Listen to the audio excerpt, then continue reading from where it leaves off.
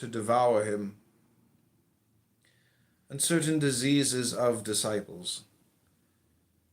De quibus dam morbis discipulorum.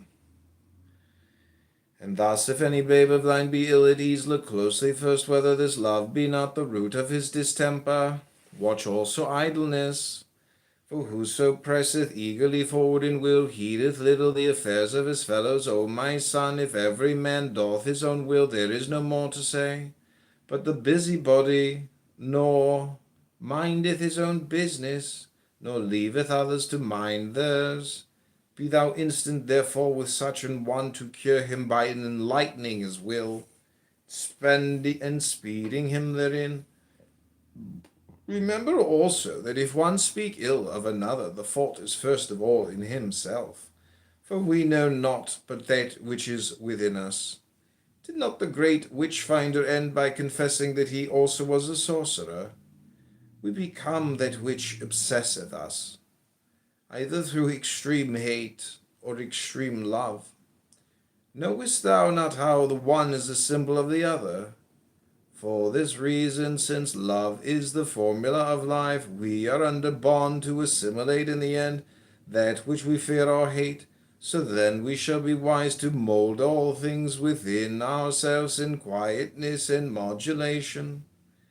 But above all, must we use all to our own end, adapting with adroitness even our weakness to the work,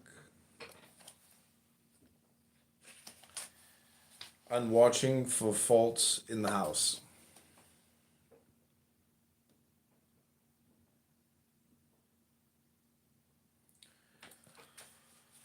De culpis domi pretendis, therefore, watch heedfully the fault of another, that thou mayst correct it in thyself. For if it were not in thee, thou couldst not perceive it or understand it. Lo, in thine ecstasy of love thou callest upon the universe to bear witness that to this end alone was it created. It is unthinkable that thou shouldst love another, and incomprehensible that any man should grieve. Yet ere the moon change her quarter, thou art free of thy lunes, and lovest another, and it may be grievest in thyself, while he that amazed thee hath joined the company of the rejoicing. Watch then, and heed thyself, and pay no heed to thy fellows, in so far as they impede thee not. And let this be the rule, for every will is pure, and every orbit free, but error bringeth confusion. See therefore that none leave his path, lest he foul that of his brother. And remember also that with speed cometh ease of control. Let each man therefore urge briskly his chariot in a right line toward the centre, for two radii cannot cross. And beware most of this love, because it lieth so close to will, that disease thereof easily impereth his error to the whole way of the magician.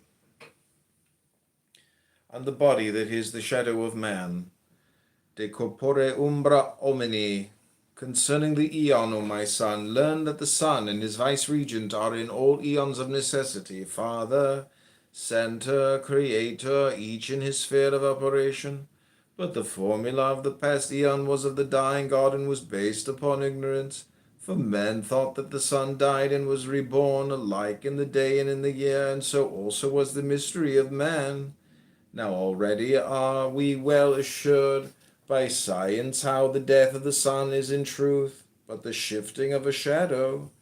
And in this aeon, O my son, I lift up my voice, and I make prophecy. So shall it be proven as to death, for the body of man is but his shadow. It cometh and goeth even as the tides of ocean, and he only is in darkness, who is hidden by that shadow from the light of his true self. Now therefore understand thou the formula of Horus, the lion god, the child crowned and conquering, that cometh forth in force and fire.